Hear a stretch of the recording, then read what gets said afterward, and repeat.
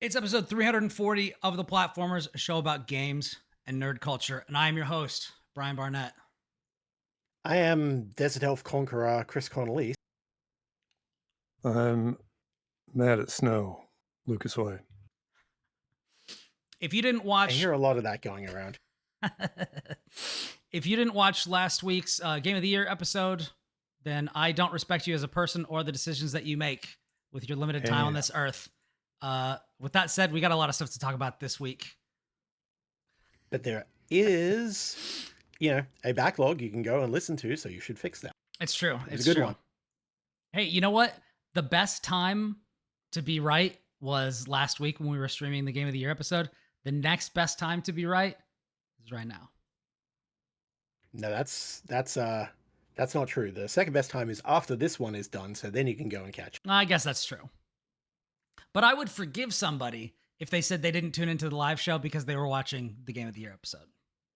I mean, fair, but that's belittling the quality that we have on offer here. Like every episode. It's true. There's a lot. So this week is going to be, I can't speak for Kris. I don't know what Kris and Lucas have to say about the games they're bringing, but this is all bangers. This is all bangers that I'm bringing this week. So garbage. Video 2024 was the last good year in video games. Now it's all downhill from here. It's all downhill, yeah. He says lyingly, like a liar, because Monster Hunter Wilds is right there. Yeah, and I have to say, is it all downhill from here, or is it all uphill from here? Going downhill is easier. Going uphill is harder, but are you going up to the top of the hill? Like, is it a bell curve we're trying to do? Is it a quality, is it a line graph that we're trying to do? What are we doing? Is it uphill or downhill? This is far too metaphysical for me to comment on, my friend. It's too early in the morning for that. Something like that. Yeah. All right. Well, it's the afternoon for me, but whatever. Yeah, we got a lot to get into. So let's go ahead and do it. I've been playing a little something that has shocked me to my core. Hold on, let me adopt the how could you say something so controversial and yet so brave pose. I've been playing Guilty Gear Strive on Nintendo Switch. Now that's wild. God. It has shocked me to my core because let me tell you, this game runs fucking flawlessly. I can't believe it. How? I don't know. Arxis is on some Sorcerous Vibes because I played ranked matches on Wi-Fi on Switch and it was like butter. I couldn't believe it. Particularly after the experiences I've had trying to play games even wired on Smash Brothers. A nightmare. No, that's not really comparable. Arxis are, top of the game when it comes to netcode. That much is understandable, but it's true. But getting a game that looks as smooth and already as sorcerously good as Strive does, and getting it to run on that thing over there, that's wild. It is. What were you using to control it? I was literally just playing in handheld mode. Yeah. Using the Joy-Cons, raw dog in it, huh? Yeah. Well, so I did that, and then I had one of the over things. It's not Caseify. It's like it's like the Tears of the Kingdom, like gold and green kind of like over wrap or whatever. And then I also did the Nitro deck for a little bit. So I tried like all of those. Okay. Yeah. And yeah, everything worked really well. It was crazy. Like I was hitting my combos. I played like all of my characters that I play in ranked. I was hitting all my combos. Like I was doing all my setups. It's nuts. I don't understand how it works. The only thing that's frustrating is that it's not crossplay with the other platforms. So Switch people only. Yeah, which sucks because there were not in the lobbies, there were not very many people. Yeah. I doubt there were many people playing it on Switch, and I doubt very many of them are all that good anyway, because most are, you know, anyone who takes that game seriously is probably not jumping onto the Switch to play it competitively on the Switch. Probably, but I mean, there were already people who were like, "Yeah, I'm gonna be in Celestial." So, like, I don't know. Yeah. It's pretty wild. It does. So, a cool thing about it is it comes with DLC. Is it like So everything that's available so far? I Or is actually it like back a season? it had all of my main characters, which means it has Biken. It has, I think it has everyone because I'm pretty sure I played Asuka in there as well. That's cool. So I I'd be definitely shocked if you played. didn't, given that I still associate Asuka as your main in my head. So Oh, I yeah. appreciate that. That's very nice. Even though I've I been a just Leo. remember that's what you talked about a lot, but I know you've changed. Yeah, I've been so, a Leo main for several months now. fair. But yeah, it's I played Biken, I played Sin, I played Soul and Kai and Asuka, and it run the reason I played Asuka on there was because he's difficult to play online just in general because you have to be so ready to go. I think the only DLC character they don't have right now is Dizzy, but she's coming. Where you can play as Dizzy in the other versions of the game, but I think like she's not out on Switch just yet. So it might be like, but it didn't feel like it was like a patch behind. Other than that, like it felt like all the like balance things were up to date. But yeah, it's wild. It's really wild. Cool. I can't believe they've done this. It's just way too powerful for the Switch. They can't handle it.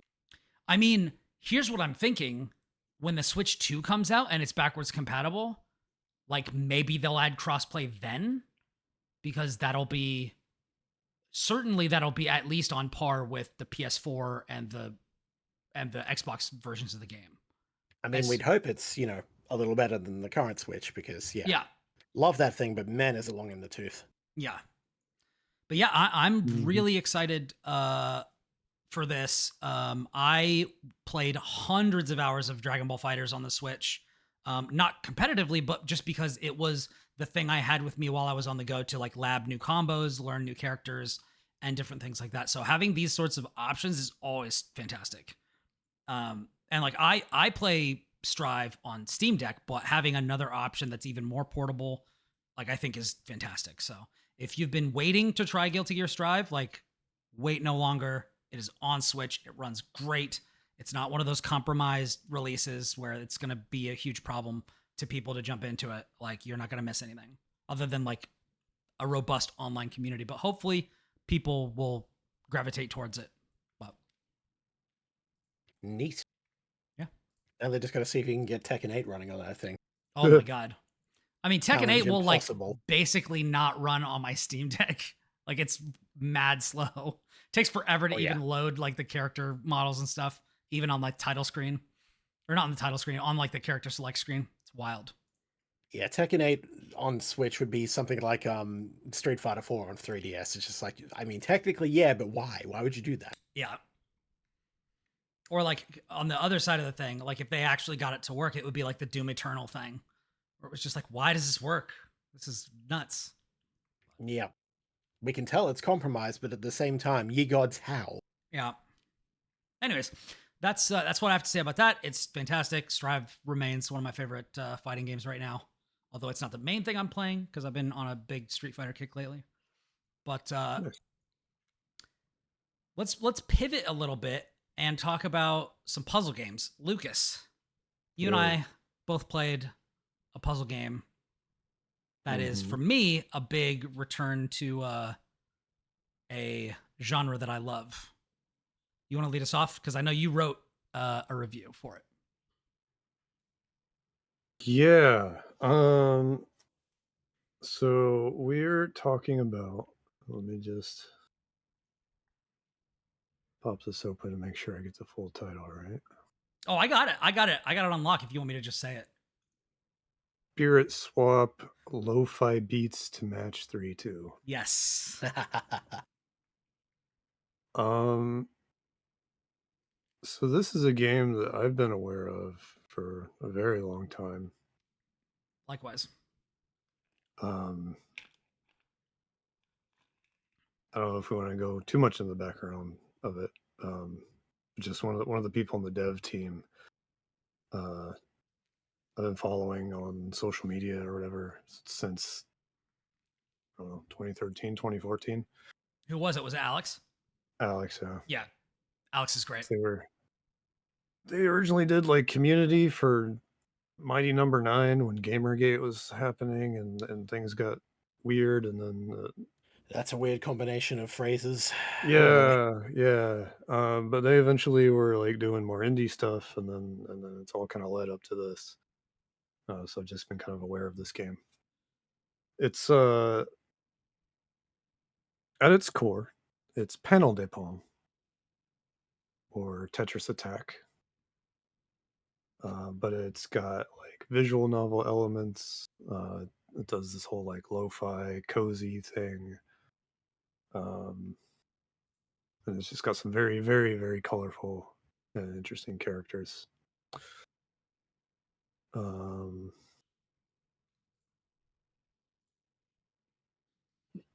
yeah, mm, it's pretty straightforward. I think the one thing it does, at least in terms of like the puzzle gameplay, is you can slot spells, and those are like special abilities you can use. You have a meter, but then you also have to like have pieces arranged a certain way, like in a square or in a diamond or some other way, and that'll let you use a power up, similar to something like a Tetris Battle Gaiden, where you're like eliminating the top half of the screen or freezing time for a little while, or doing some other kind of weird thing like doing a clear in the shape of like a big cross or what have you. Yeah. Um, I think it is all right. um, it was neat and cute and fun, um, but it's very very light, I would say. I think the characters are neat, but I feel like a lot of the like writing and character dynamics are pretty like breezy and kind of shallow. Um, and then it does some weird stuff with like romance, and we can get into that later. Um, but it certainly is Panel de Pon, and I love that game, and it is definitely that. There's no problems there. Um, so The core Brian, puzzle I'm game is still curious what you fine. think. Yeah. Yeah, so Will and I played this at PAX. Uh-huh. And I had a conversation with Alex there, Oh, cool. and I was just pointing out like the different ways where I was like, "Oh, this feels really good. It feels a little light. Like this doesn't quite feel as weighty. Like the timing feels a little bit off on the things." And Alex was like, "Dang, we got a real Tetris Attack sicko over here. Like, we are planning on adjusting this." And I was like, "Have you ever thought about this?" And they're like, "We actually are doing that in the next patch that comes out, like, or the next version of the game, like, is gonna have that." And I was like, "Oh, awesome." So I've been very much in this game's corner since then, and have just Hmm. wanted it to come out so that I can have more Tetris Attack, because that's one of those games where it's just like, man, I would love for that game to just come back, like just be like remastered or ported to modern platforms. I know there's also been like some people who are fans of Pokemon Puzzle League, or whatever iteration of this that you want it to be. Tetris Attack is my personal favorite because that was one of the games that I played a ton growing up. It had Um, so much personality. yeah, like the music is fantastic. We would, The me and music, my sister would the like run after visuals. each other, uh, and just say Clay 6, because that's the what is it, the piranha plant attack thing. Mhm, mhm, mhm. Attack, you know, all that sort of Yeah. stuff. We did that all the time growing up, because so I I agree with you. Like, I don't have, I don't want to naysay anything that you've said, because I agree. They do keep it pretty light and breezy. And like, even after you beat the game, like you can't choose where you go until after you beat the game to spend like time with relationships, uh, like building relationships with the other characters. And it is very much a kind of like, I don't want to say color by numbers on the story, because it's not like it's not a story that you see before, but it's also like, so it's very straightforward. You go here, you talk to somebody, there's the most minor like light touch of a conflict, it gets resolved by the end of the match, and then you move on. Like, it's very simple, very straightforward. Yeah. I like the voice of the game. Mhm. Like, I like all the characters. I didn't get too far into the post game where you're developing relationships, so I'm interested to see or to hear what you think about that. I mostly was just like, I want to do more verses. And so Mhm. that's where I spent a lot of my time, and it feels really good. Um and then yeah, there's like some stuff you can do with your home base. You can rearrange that or redecorate it, but that's like very kind of basic functionality. Yeah. The spells are the main wrinkle, and I think that that's a cool wrinkle to have, because there's even as great as the base gameplay in the panel de pawn kind of genre, uh, there is a little bit in this game where you can kind of lean into whatever playstyle you like. Like, if you want to focus more on building unusual shapes and getting really powerful side effects with your character, you can do that, which I think is interesting. I'd be interested to see more kind of done with that. I think the only other game like this where it was a where it was like an existing genre, but then they took like special character unique things and put it on there was Crystal Crisis, taking kind of like the puzzle fighter sort of a thing and adding like the different like game characters and stuff to that who could do different things. Was that the one from Nicholas with like Cave Yeah, Story and yeah, Osamu Tezuka people in this? Yeah. yeah, yeah, What a weird game. yeah. There's also just Puzzle Quest, which itself took like the match 3 concept and went with it. Yeah. Oh, Jake James in the chat. Hello there. Hey, back. Yo. Welcome to the show. I think what you said, and it's something I kind of I hesitated to throw it out there as like a capital C criticism at first, because it's not like the game's very upfront about it being like a cozy, relaxy thing. Yeah, And this is something I think I've probably kind of ragged on a little bit in the show before, but it's a vibe I really struggle with. Um, and here, I think it that struggle is very pronounced. Like you said, it does. It's there was an issue with weight, and I think uh, weight in the sense of like the game doesn't like react really to what is happening in itself the way like Tetris Attack does, which is like one of the things that makes that original version of that really effective, is like how like when you'd clear the space onto the junk, it would come down and like crash. yeah, And when something happened, like the sound would mute except for what's happening with the pieces, or they'd just go like, "Bah, bah, bah, bah, bah, bah," yeah. and like the faces would pop, and there would be lots of like noise and just more oomph to everything that's happening. And in this game, Impact. It had yeah, impact. and like the music would get more intense if someone was about to Yeah. die or whatever. None of that really happens in this game. Um, like when you get a combo, like the time will slow down and it'll kind of give you the window to like do more combo stuff to it. Yeah. Um, but other than that, like, and I get like the whole point is like lo-fi, chill vibes, whatever. Yeah. Um, but it's like really incorrigible in that way, where it's like the vibes must always be chill no matter the cost. and it makes the like uh the the pizzazz of the puzzle game part just feel very muted, um, That in a way I that don't really know. lost me. I don't know if you felt this way. I definitely feel like that kind of chill vibe. I mean, if that was indeed their goal, like if that was a feature and not a bug, is that kind of runs up against how difficult some of those encounters were to me personally. Like I found most of them to be totally easy and doable, but there were like one or two matches where I was like, holy shit, like I am getting destroyed here.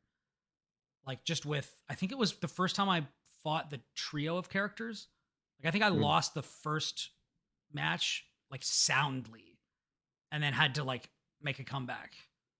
And it just, the difficulty just kind of spiked out of nowhere. Um, and then there was another one. I don't remember if it was the Angel,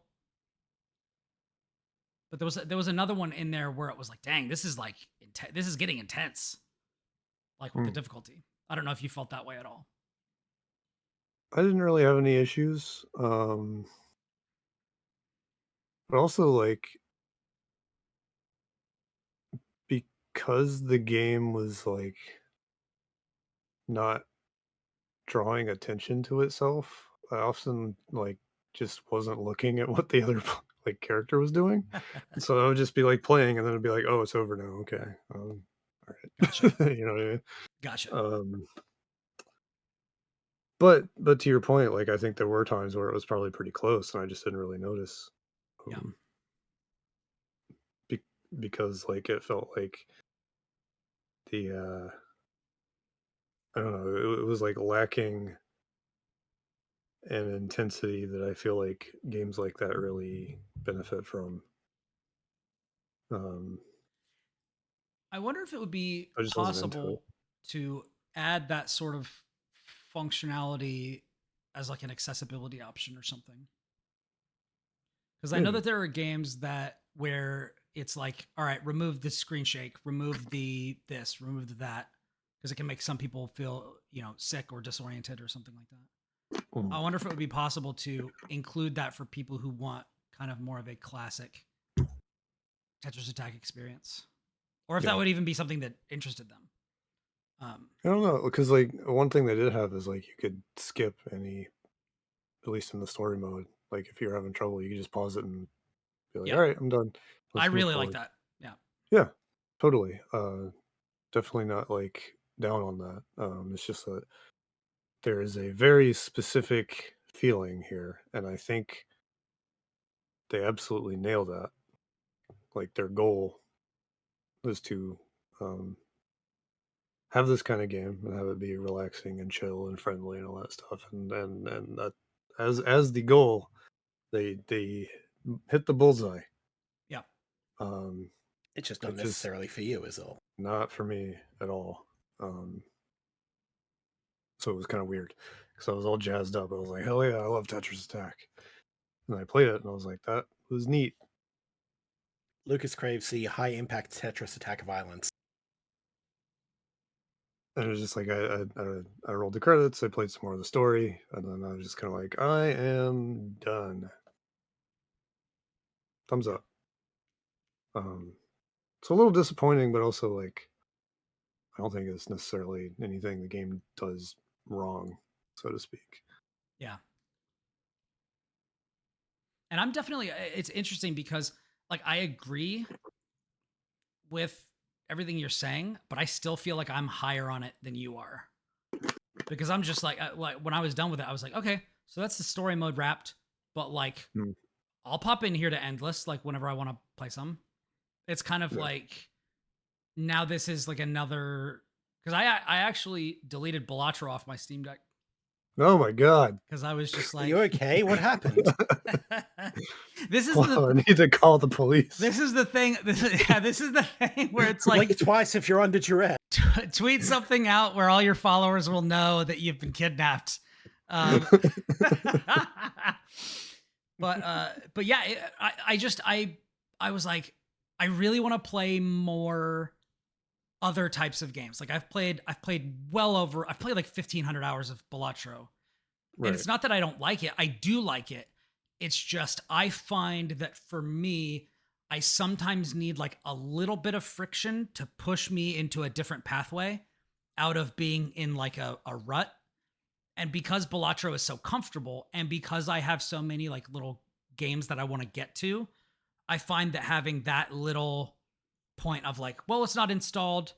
What else do I have? Like, I just want to kind of push my way in that direction so I can get through stuff. This is kind of like the same thing that I did when way back in the day. Longtime listeners will remember when we did the platformers 6 games to beat challenge, where each host, none of these hosts because they were not on the show at this time, but myself, The dark days. yeah, myself, and this is back when Marty was a co-host. Myself, Marty, Kris, and Josh all chose 6 games from our backlog that we wanted to beat. And I won that competition, baby. Whoop whoop. Oh, hell yeah. But yeah, that was something that really helped me to get through that as well. And because of that, I actually got to one of the other games on this list. But thinking about this and being like, all right, I have over the years gone back to Tetris Attack. Now I have like another way to do that that gives me a little bit more of an avenue to express myself with the spells and things. And it's also just like very positive, which is not to say that Tetris Attack isn't as well. Like Tetris Attack is a very like kind of effervescent experience. But yeah. Yeah, Yeah, totally. That's pretty much what I have to say. It's just it's I'm so happy for it to be back that I'm totally fine overlooking the other things, even though I wish they were here. Yeah. Like to your point, Nintendo has sort of gone back to it. I guess they call it Puzzle League now, and every time Yeah. they've gone back to it, it's been really like, I don't know, sterile.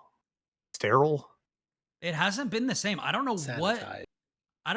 Yeah, what it is that they can't recapture about they, that perfect experience. they're just like they put it out on was it the DS? Yeah. And it was just like here's this with no color or life or energy to it, and it's like I think it was I can't Planet. believe no one's. Yeah, I think it was called Planet Puzzle League, Yeah.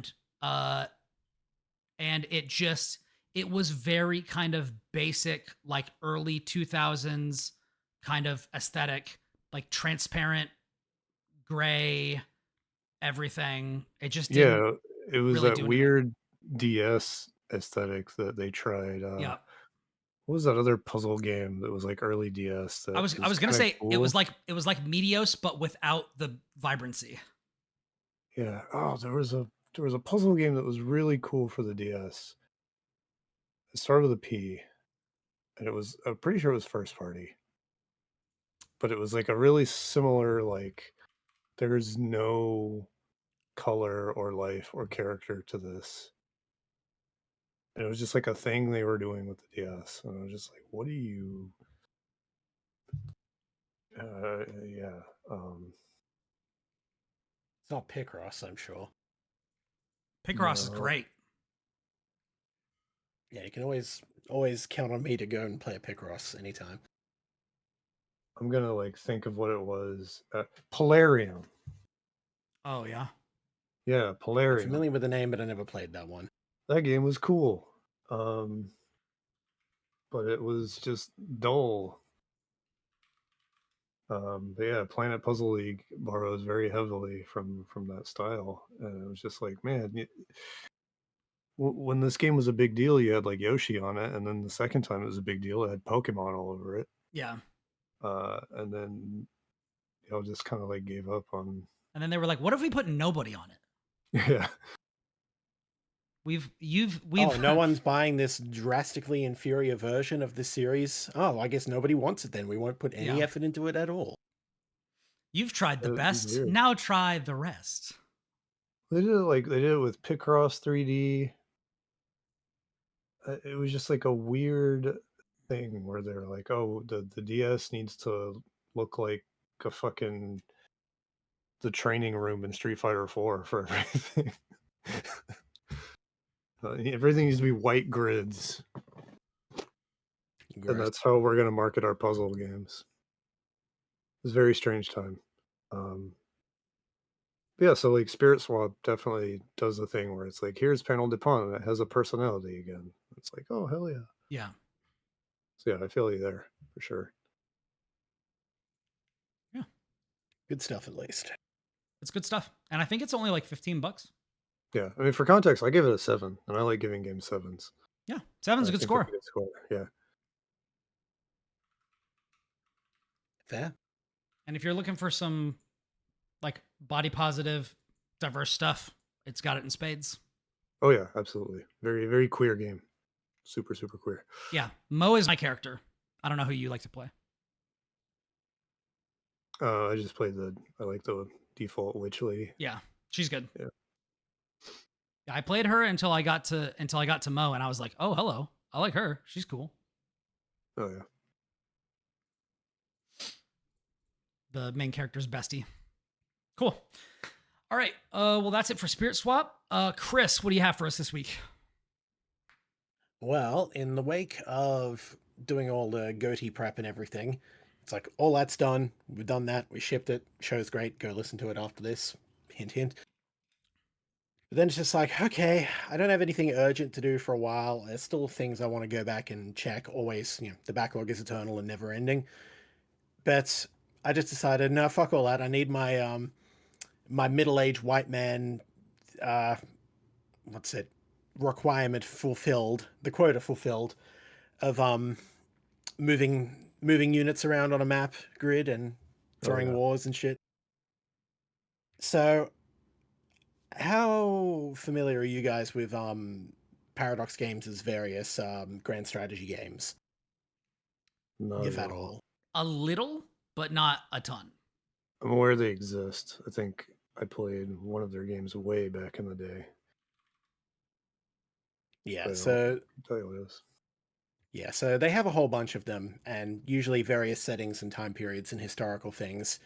And I think probably the most popular one is Crusader Kings. And they also have Europa Universalis, the latest one being 4, which is what I'll be talking about in a moment. But like, I tend to avoid any of the real world stuff and just play Stellaris. Stellaris is still my go-to for that kind of game. And I think a lot of it is just I'm not the sort to be that bogged down in specific historical stuff. Like I like history as a general thing, but I don't like the going into the minutia that a lot of these games do for that. Mhm. And so Europa Universalis 4 is basically set from the 1400s to the 1800s. So a lot of, exploration, Age of Sail, colonialism, fighting over America, destroying all that shit kind of. Yeah. And then it's pretty full on, and you can do all sorts of dumb shit like conquer the world as Malta and things like that. Just all sorts of challenges depending on how you want to play it and how you want to manipulate it. And a lot of the joy of these games is just dropping yourself into a period of time or whatever and just going, yep, I'm just going to see what kind of alt history shenanigans happen. Sometimes by your own hand, and sometimes you just look over, it's like, yeah, I've built up a nice little corner of Europe. Look over there, and Mongolia is just all of Africa. And you're like, how did that happen? It's just weird shit like that. So, but because of the historical thing, I prefer Stellaris because sci-fi, that kind of thing. I've talked about it in the past. Mhm. So I didn't really play much EU4, Europa Universalis 4, until a friend of mine said, hey, I've been playing this mod, which makes it a fantasy game. You should check it out. And so I went and checked it out. And so I've been playing, this has been around for a while. It's called Anbennar, Anbennar.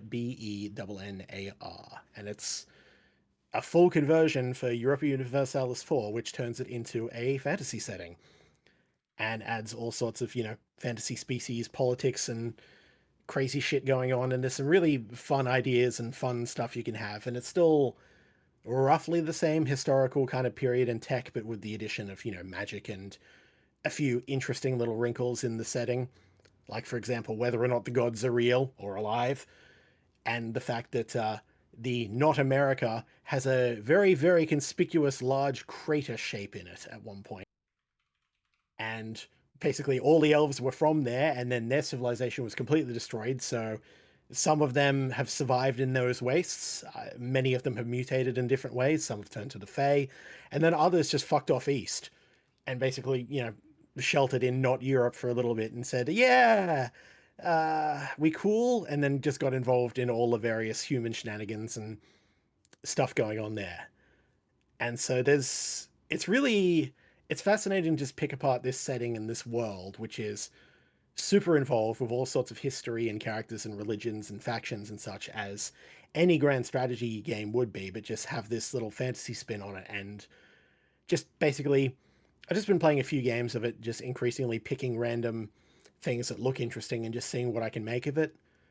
So probably the most fun I had was the Jadari, which are basically, imagine Persia, but they're desert elves, and they have super cool cavalry, and they basically just, I basically went around jihading everything.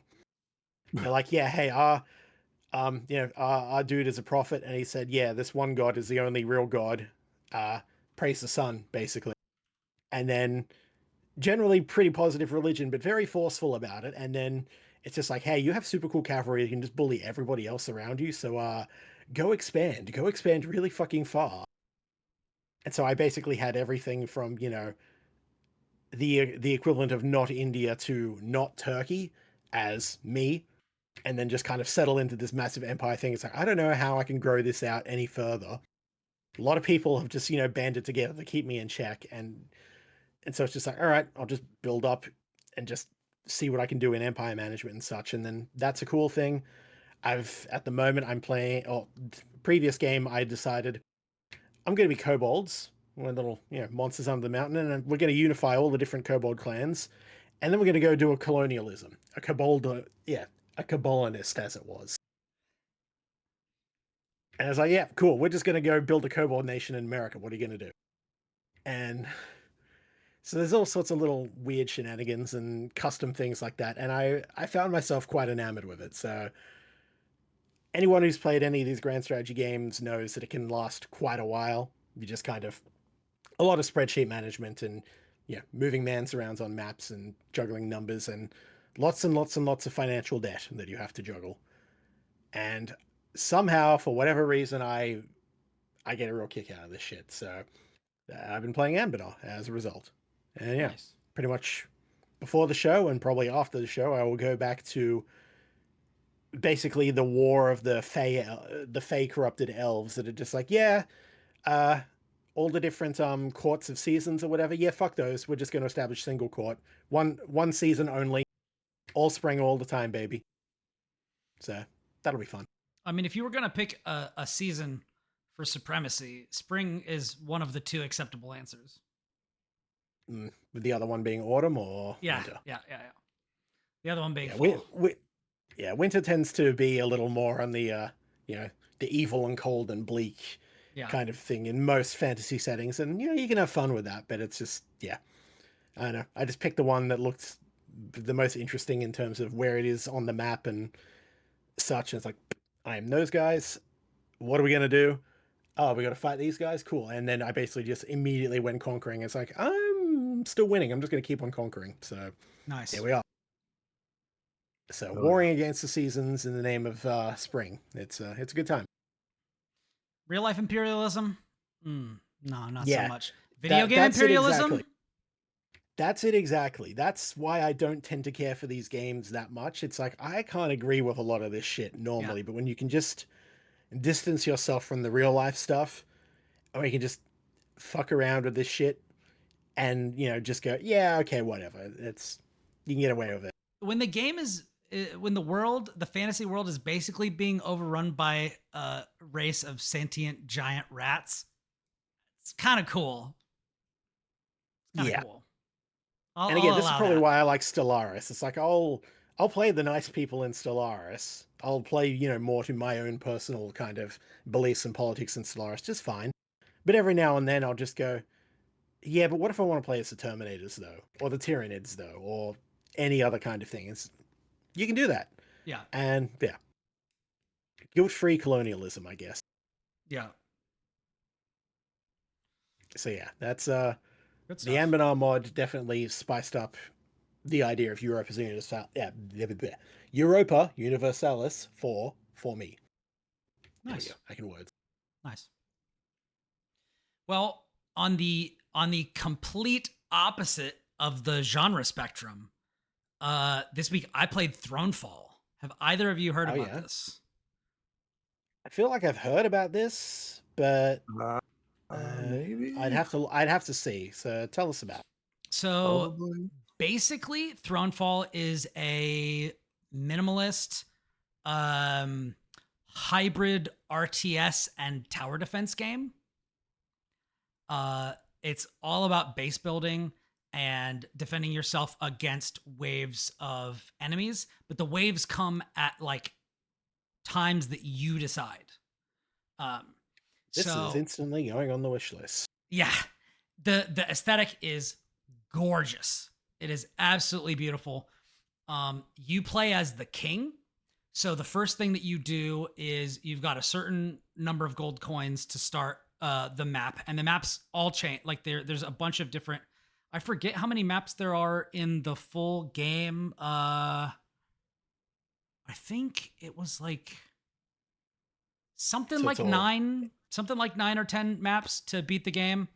Um, and they unfold in different ways. The layout of the maps are different, and they have different things that you have access to. So, but the big key here is this game, you do not decide where you place stuff in like an analog way. There are set locations where certain specific structures can be built, and those are your only options. And so your only decision is whether to build it there or not. So it takes a lot of the fiddly stuff out of base building and is just like, all right, here is where the enemies are going to be coming from. Here is where your like defensive towers or like archer turrets can go. You can do that or not. Here are economic like things that you can do to build your economy. You can do those or not. You know, it's very much, we're going to let you focus on the micro and on like the big picture ideas, and then everything else is just streamlined to make for a more engaging experience where there really isn't hardly any downtime at all. I adore this game. I think it is so good, and it's so fascinating to have to play this right like so close after playing Tempest Rising, which is I was about basically to say, yeah. which is just like, I love that game. It is it is every bit the Command and Conquer and the StarCraft that like I love, but I love the wrinkle in Thronefall. It is so awesome, and it's so easy to like just go through and play. Like you can do an entire map in like 10 minutes, maybe less. Actually, no, I think less. Yeah, I think you could beat it in like 5 minutes or whatever on a stage. And there are mutators.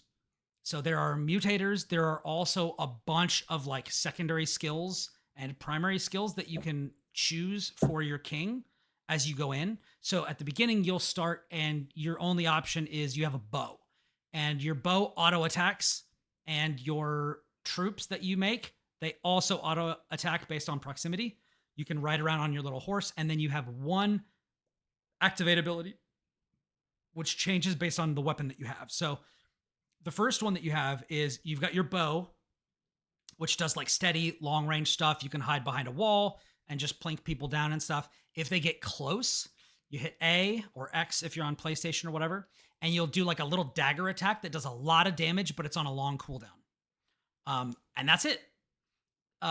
Then you just go around, you build up your defenses, and then different waves will come in at different times. They will tell you this is where this wave is coming from. This is how many people of what enemy types there are. So they will tell you there's going to be 3 siege engines, there's going to be 5 fast enemies, there's going to be 10 slow, tough enemies. That's what you have to prepare for. And everywhere else, like there won't be any signs. So you'll be like, okay, I need more money, but I can't risk losing it when the enemies advance. So I'm going to go to the place where they're not, and I want to build some houses so I can get some income that I know is not going to be destroyed because the enemies aren't coming from there. It opens up different avenues for strategy that I find really interesting. I fucking love this game. It's great. It's really, really great.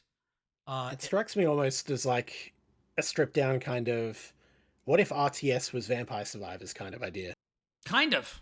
That's what I'm getting from looking at this trailer while you talk. So yeah, and you can also there's some interesting mechanics that I have not seen in games like this before. Admittedly, I am a way bigger RTS guy than I am a tower defense guy. Traditionally, I do not like tower defense games at all. I find them to be fiddly. I find them to be largely very ugly and unfun. They're basically games about how to stop yourself from losing, which is like very much not me. Like I want to win, and playing in those games doesn't feel like winning. Gotcha. It feels like staving off losing. And I don't find that as engaging. Whereas in this game, the strategic decisions you make are so focused, and you are actively engaged. That's another thing about tower defense games. You set up your defenses and then you hit play and you just sit there and watch and you can't do anything. That's not the case in this game. While the enemies are coming in, you're riding around as the king. You're attacking certain enemies. You know, there's like a potion thrower weapon that you can unlock. You'll level up as you do more, as you complete more levels. You'll get more experience. That will fill up your EXP bar, which will unlock passive abilities you have, new weapons, and then mutators that will make the game harder but give you more experience. Are these upgrades persistent through map to map, or is it just like in a single run and then you? These are like system-wide unlocks that once you have them, you can use them anywhere. Except on the first map, which is like a tutorial map where they have a fixed loadout for you. Sure. But yeah, once you've done that, like that is once you've unlocked your next weapon, you've got it. And you can use it on any level that you go to. And there will be specific challenges on each level. So like play this level with the spear weapon, while also playing with 2 mutators on, one which gives your enemies way more health and one which gives them way more damage. So give you a weapon where you have to get up close, but then make enemies really difficult to be up close with. And then if you do that, you'll get like a big EXP boost that will help push you further. I have everything unlocked in the game, and I really like it. I've played several different like strategies in this game. I think my favorite is still like just hyper towers. So like you have one weapon that you choose for your king, and then you have 5 passive abilities that are around your base building or your character or something. So basically I had one where it was like your towers do more damage. All of your units and buildings start with 25% more range damage. The tower that you're closest to fires at like 300% speed. And then like something else like that. Like your archers do like 60% more damage and fire 60% faster or something. Basically, it was just like all arrows all the time. And I loved it because it meant like with the speed boost on the tower I was closest to, it made it matter a lot where I was. And so I would set up different types of towers. So it'd be like, all right, here's an AoE tower. Here's a tower where they snipe from super far away. Here's a tower where it fires 2 arrows. And like each of these, like you can upgrade as it goes along. Like you'll have different stages that you can upgrade your castle, which is the thing that if it's destroyed, you're defeated. And then there's different levels to upgrade, like your barracks for your archers, your barracks for your melee enemies. And every time you create one of these, you can choose which way you want them to focus, and you'll unlock more of those as time goes on. So you'll have knights that are good against ranged enemies. Then you'll have pikemen that are good against fast enemies and will slow them down. Then you have berserkers that will jump really far and do great against siege engines, but they're not that sturdy. And then you have flail wielding enemies that swing in a huge circle, and every enemy they hit, they heal a little bit. And you choose when you build your melee barracks which one of those four you want to have, and they're locked in for the rest of the game. And then if you want to build another one somewhere else so you can have different types of troops, you can do that. But that sort of decision making is paced so well throughout your run. It's like, all right, I've got a tower. I want to build this tower up to be a sniper's nest. I want this other one to be one that slows down enemies.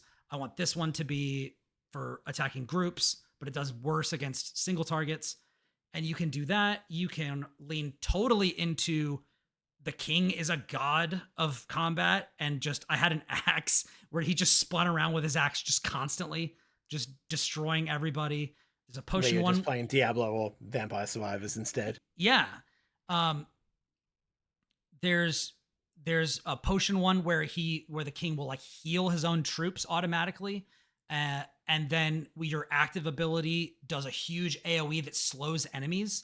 So you combine that with the towers that do like attack much faster when you're close to them, and it just becomes this like killing zone that you can create. It's really cool. And every build that I tried where I was like, I wonder if I can do this, like it ended up working for me really well. There's one where like you can turn your houses that give you money after each turn. They'll start firing arrows out of every house you have.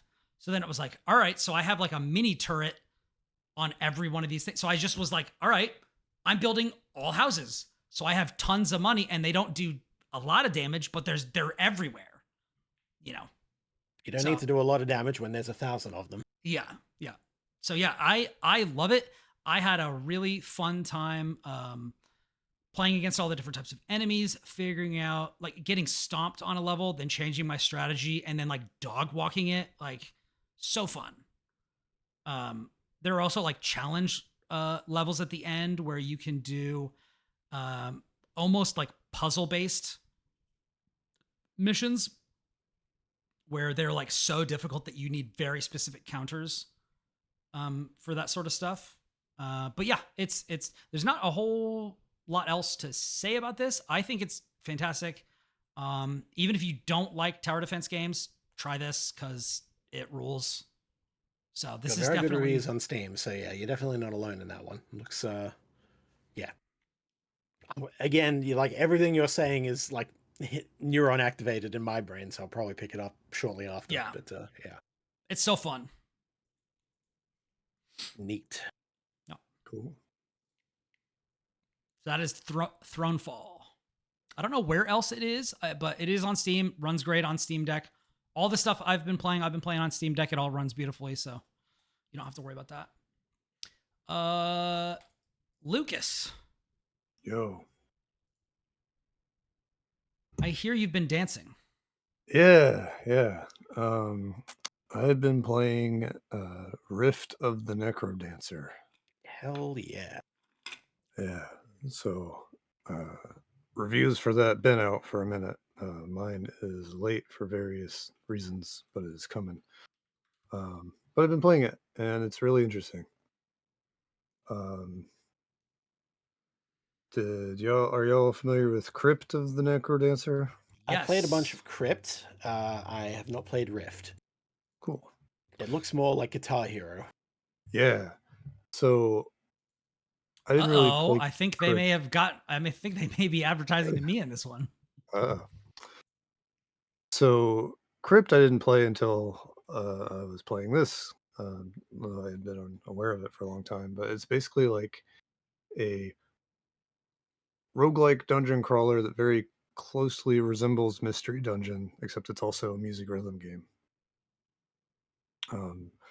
So you're kind of, when you're moving around, you're trying to match your movements to the beat of the music.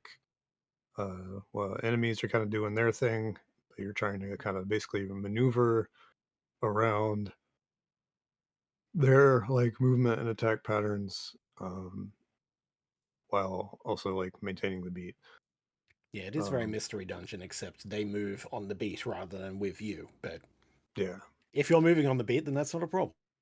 exactly. So you're trying very hard to not stop moving while also reacting to things happening around you. It's interesting. It's like a different kind of like muscle you're working out. Um, so if that is like a dungeon crawler with a rhythm game kind of underneath it, the follow up, Rift of the Necrodancer, is like the rhythm game is first, and the RPG kind of motif is the part that's underneath. This game is very much inspired by Guitar Hero, but the notes coming at you are like monsters from an RPG, like slimes and skeletons and goblins and zombies and what have you. Um, the conceit's kind of funny. The characters from Crypt are very much like fantasy type characters. They fall through a rift portal into the modern world, and so they all have to contend with like cell phones and buildings and jobs and stuff. The Necrodancer himself is like working at a fast food restaurant. It's very silly. He's got a hairnet on his evil beard, and he's very upset that he's there. Well, I would be too. Yeah, You go from being, Demon Lord conquering everything to working at McDonald's, like, fuck this. pretty much. And like your character gets a guitar out of nowhere, and she's got like a hoodie and stuff instead of her like adventurer get up. Um, so basically, what happens is you go into a music level, and it's like a Guitar Hero note chart coming at you. Um, Pretty sure there's only 3 buttons. I don't know if it gets more complicated as the difficulty goes up. I hope it doesn't for reasons I'm about to get into. But you've got left, up, and right. And it actually recommends you use a keyboard instead of a controller, but I'm using Steam Deck, so whatever. Um, but the things coming at you, the monsters and stuff, they have different like properties and movement. Um, so like as an example, like a slimes will just come at you. But like a zombie will like keep moving diagonally down the lanes and kind of go back and forth as it's coming at you. So it'll start on the right, and it'll go right, middle, left, middle, right, middle as it's coming down the note chart. So you got to kind of like You pay got to plan attention to ahead, it. yeah. Yeah, anticipate where it's going to be when it's time to hit the note. Instead of shooting at where I was, you should have shot at where I was going to be. Yeah, exactly. Other ones will be like bats, where you hit the bat and it won't die, but it'll move over to the next lane over and back up a little bit. So you have to hit it 2 times or 3 times, depending on what color it is. Um, there will be other things like a skeleton is just a skeleton, but if it has a shield, you have to hit the note twice really quick. And usually when they show up, it's like someone hit power chords or something in the music. Um, other enemies will like skip ahead, so you kind of have to be like, okay, it's gonna like teleport at me once it gets a certain amount down the row, or there'll be traps that will like it'll be like arrows, and so like a slime will hit the arrow and suddenly it'll be in a different lane, or it'll step on a fire trap and it'll like rush towards you because it's on fire. um, so you have to like really be in tune with like what's happening in the music. You have to be in tune with the tempo because that's really important, and then you have to like be paying attention to what the enemies are doing. So it's like Guitar Hero, but much more complicated. Um, and it can be pretty difficult, just because it's a lot to keep track of. Because it's like, oh shit, now I have to remember what the notes do instead of just looking at where they are or what color they are. I wonder if you can play it with a Guitar Hero controller. That'd be fun. You probably could. I bet you could have it. Next That would question. be, Do that I would be actually pretty still sick. have a working one? Because it's been a long time since I played a Guitar Hero game. I have a PS2 one. I need to get a USB adapter for it. You know what I need to do? I need to go fully in the other direction, and I need to play Guitar Hero with a Dark Souls controller. That's what I need to do. Get the I'm a little Resident angry Evil at you. chainsaw controller. You're Oh, angry at me? yes. A little angry at you for the ridiculousness of that one. Yes. Well, Um, you know, I aim to displease. so true.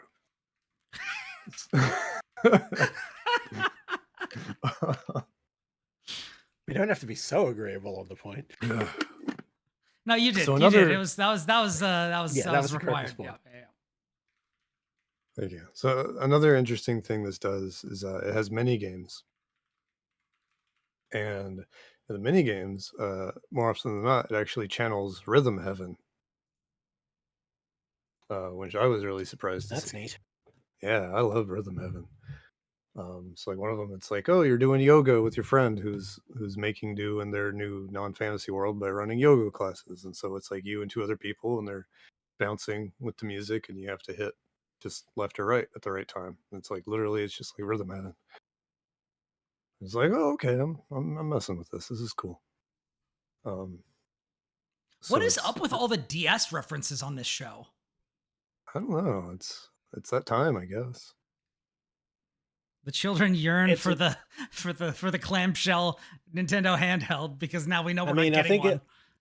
I think at this point it's something like what we're hitting that peak nostalgia thing where it's like, yeah, that was about 20 years ago. Let's bring that back.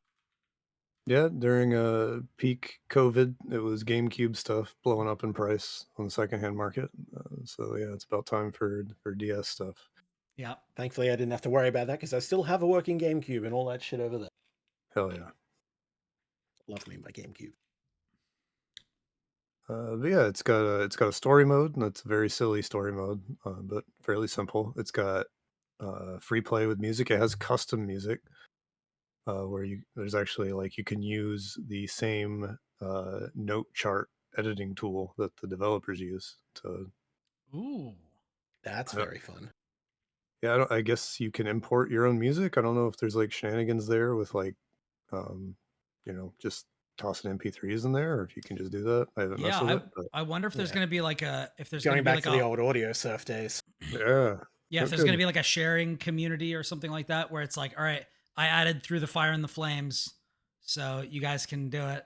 You There know? you go. It's all skeletons. Yeah. Um, Is yeah, it metal? it seems like Yes, it is metal.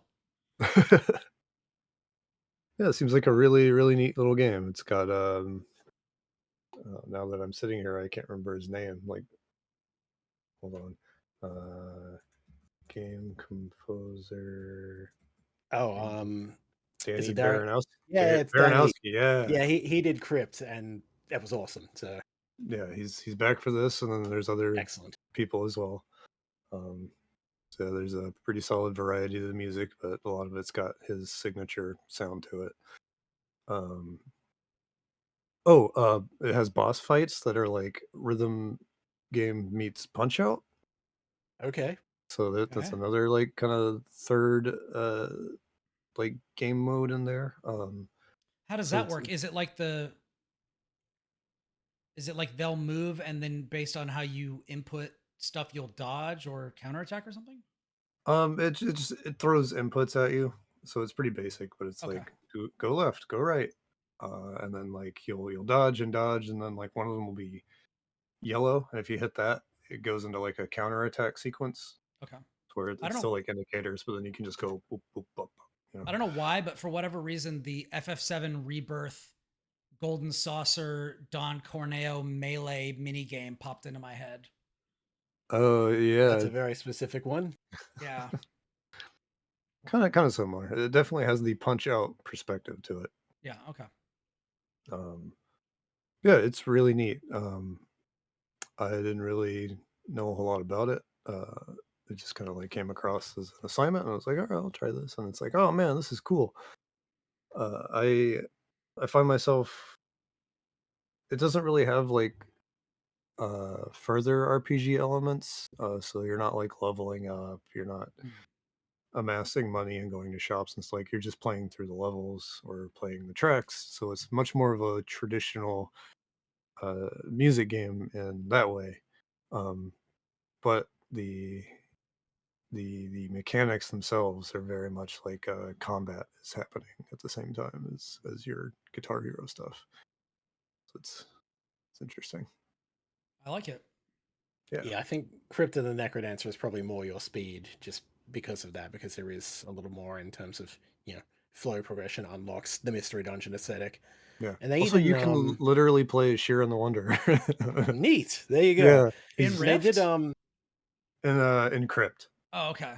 yeah, I He's mean, you can pick they a did skin. they did an Very cute. entire spin-off game which was Zelda themed. Like they straight up Yeah. collaborated with Mhm, Nintendo mhm. for that, so that was cool. Never Yeah. played that one though, but yeah. I mean, core concept is good, so why wouldn't it be? There's a game that's very similar coming out called Freaked Flea Pit, and it's like Oh yeah. Yeah, I remember You've you talked about this one talking about before, this one, right? yeah. Yeah. it's like Crypt of the Necrodancer, but just over the top edgy, like anime meets Ren and Stimpy meets I don't even know. It's very silly.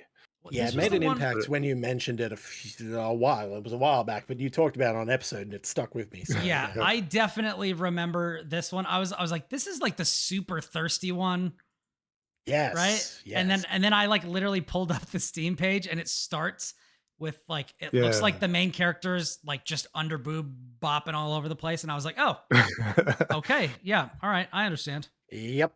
Yeah, but the whole time you're like, I'm in danger. Because it's Yeah. like really, it's got that kind of sinister, like almost like, I don't know, like has been hotel kind of energy to it. But Like yeah, acting like they're gonna seduce you and then you're gonna die, basically. yeah, pretty much. Or like Death they're by like, Snoo Snoo. Yeah. yeah, If you gotta go out, like wouldn't you rather? I mean, come on. Let's be real. I mean, in the episode in question, they're just like death by Snoo Snoo. Yeah. Yeah. It's so funny when they showed the skeletons because their pelvises are absolutely obliterated, but their skulls They're are just like, smiling. yeah. Their skulls are smiling. I was like, you know what? I respect it. I respect it. hell yeah, hell yeah. Yeah, it's a really neat game. I think it's really cool. I want to play more of it, and I don't know what else to say about it. It's very straightforward, but very very creative and good. Nice. Glad to hear they're still kicking. Yeah. Good stuff. That's also on the wish list, but that was already on the wish list, so that's my excuse. There is a demo. I meant to say that. There's a demo. Ooh. Yeah, I redeemed it while we were talking about this. I pulled up the Steam page and was like, oh, there's a demo. There's also a demo for Freaked Flea Pit. So I'm going to get Hell that one yeah. as well. I need to download that. So yeah. All right, let's move on to something else. This is another game that I beat because I've just been on an absolute tear. It's so crazy because when we were preparing for the Game of the Year episode, I actually finished everything I needed to do early. Because of, I mean, I finished everything early and then we also pushed. So, so then it was like, okay, well, I have like a ton of time to just do different stuff, which is where I got the time to be like, oh, I'm playing ranked and Strive on Switch. I beat this other game. But another game that I beat, which I've been just waiting for so long for because of Citizen Sleeper 1, which was, I believe, my game of the year that year. It was Josh's game of the year. I think you said so. For sure. I believe it was my game of the year as well. So but predated my time on the show, but yes, I do remember talking and hearing a lot about it. Yeah, Citizen Sleeper 1 is a 10 for me, personally. Nice. And Citizen Sleeper 2 Skyward Vector is out.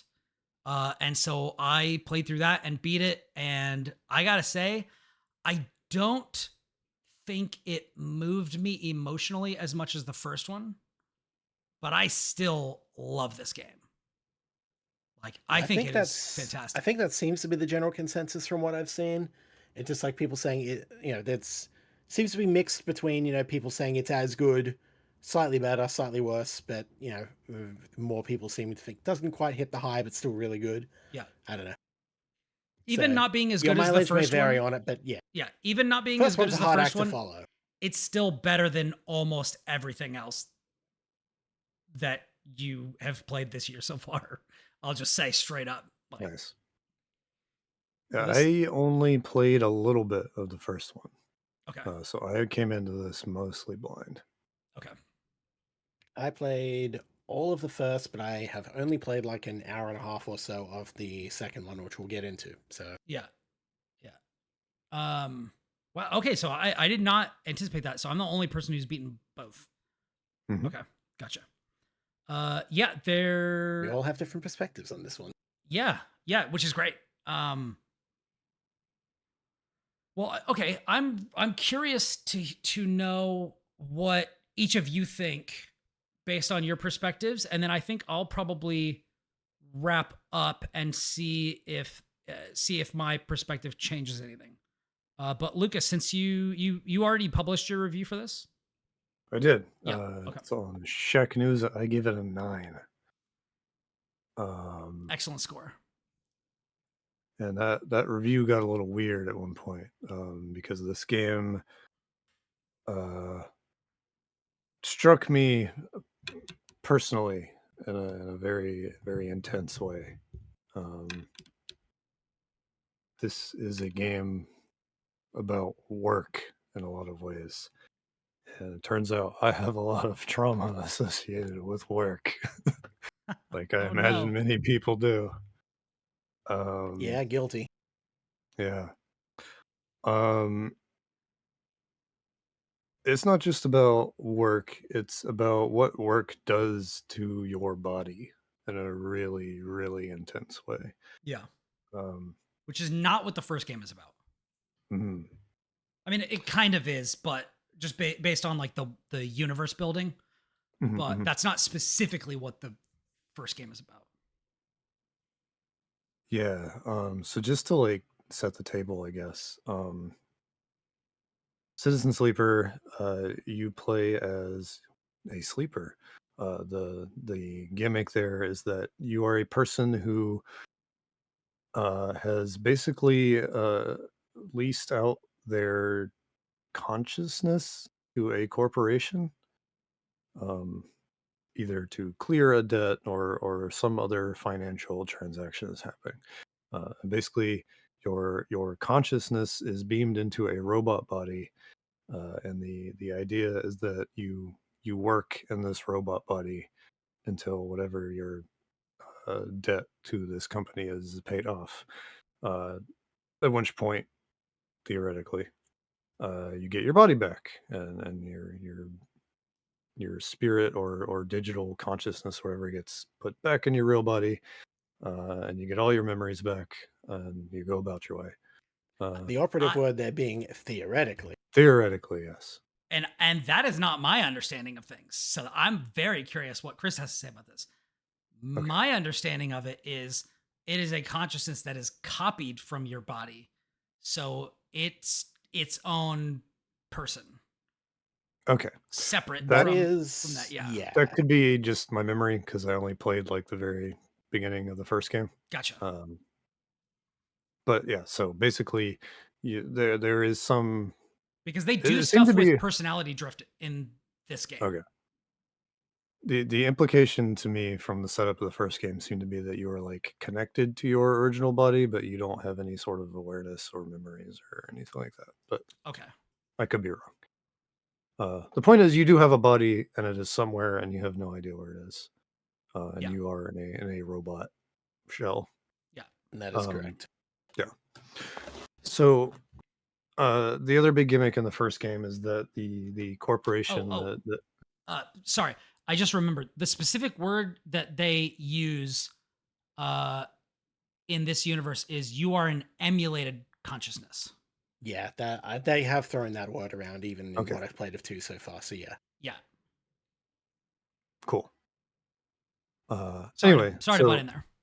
no, you're fine. That's a good It's clarifying a good thing to word, honestly. yes. Anyway, so like the whole thing in the first game is that your body relies your robot body relies on this like drug substance thing to like keep it uh functional. Yeah. So I guess your whole thing is, at least for a while, is you're like trying to uh get by while maintaining that and maybe or maybe not finding a way around it. Yeah, Um, it's called stabilizer, and the only source for it is the company that owns the rights to you. Uh, exactly. and in the first game, the first thing that you do before the game starts is you escape from that company, which means you now no longer have access to that, and so you are scrambling to do that before your body just deteriorates and is destroyed because Yeah, they've set planned up the system. obsolescence. Yeah, they've set up the system of stabilizer such that if you escape, you'll just die. Yeah. Um, So in the second game, you start by basically the setup is that dependence on the drug is no longer an issue. However, you are in a new kind of bad situation where you're basically running away from some kind of like horrible criminal like guy who uh, believes that he owns you and may or may not be related to that whole drug thing not being an issue anymore. It's not clear because you're like escaping from him in the beginning with yeah, another guy. I Uh, think, if I may clarify here, yeah, it looks like you, at the very start of the game, like you do something to cut off that dependency, you and your partner Seraphim. And unfortunately, the process gets interrupted by this guy, which leads to the memory loss that your character experiences. yeah. yeah, So you're no longer relying on stabilizer, but you also don't have all your memories. So yeah, yeah. And so basically, you're on the run. You have to. You don't have to take the drug, but you still have to like eat. You still have to get money. Um, but there is a another something going on, Yeah. and your body, even though it's not begging for the drug, it's very fragile. And you are susceptible to stress. You are susceptible to physical peril. Um, you are you are very vulnerable while also being very low on resources. You have a ship that is barely functional and needs fuel, and you're just kind of on this like space station type area uh, where it's basically like, okay, we have to get by, we have to survive, we have to not get killed. It's like a whole like everything is terrible, figure it out kind of situation. Um, the other major pillar is the dice. Yeah. So to do anything, you start your day with 6 dice, and you roll them to start the day, and those are your numbers, and those affect uh, the chances. probability, yeah, Yeah. of the outcome of whatever you're trying to do. Alongside, like you pick a class, and that gives you kind of like proficiencies, more or less. You get Modifiers like, to your rolls, if mostly. yeah, yeah, yeah. Basically, it'll like if you're really good at interacting with machines, it'll turn your 4 into a 6 or something like that, that kind of thing. If you're bad, then it might penalize you a little bit or just be a neutral Turn your kind of four thing. into a two. Yeah. Yeah. Yeah. Um, so through a combination of factors, which can be a negative dice roll, it could be some other random thing. It was never fully clear to me sometimes if it was even any reason at all. But your dice can get damaged, um, and when they get damaged, you can just kind of see them cracking and deteriorating, and then they will just break. And suddenly, you have one less die, um, So and it is how that system works, super stressful. is through stress. Hmm. So the more when things go badly, you can incur there's different types of risk in the game of the activities that you can do. So there's safe activities where a negative outcome or a neutral outcome won't do anything bad to you. You just won't It get a just means positive you've, thing. yeah, Yeah, Yeah. just means you've used the dice. So you've used a dice and that's gone. Um, then there's risky where you can lose. I think you can lose energy Hmm. um, which will mean that you'll have to eat sooner rather than later, but Mhm. you won't get stressed, I think. And then I there's believe that's right so far. Yeah. danger where getting a like a failing roll or a negative outcome roll will actually add stress, and there are markers on your stress meter. There's like 10, like 9 or 10 different Mhm. nodes on the I think it's stress 10 meter. pips on the stress meter, Yeah. but you can also see the dice numbers above it or Yes. below it, one of them. So And as you depending on how far along your stress is, if it touches any of those numbers, you roll that number, it damages a dice. Yeah. So, and then it goes Okay. higher and higher. So the That more, yeah. yeah, so low stress, it might hit your ones and twos. So you roll a one and a two, that dice takes a pip of damage. You get fully stressed, even a six will damage your dice. So it's just everything like, gets damaged, yeah. yeah, Yeah, so as your stress goes up, even having successful rolls can still result in you go to sleep and you wake up the next morning and one of your dice just pops. Yeah. And then Uh, you basically can't use it, or it's an auto fail until you get it repaired, which you can only do after a certain point in the game. And then you have to spend a resource to do it, which you're yeah, already very threadbare with the resources that you have. And then taking some of that to just restore yourself to a base functionality where you still might roll and lose and get a negative outcome is like yeah, it is very kick you when you're down, because that is what this universe is about.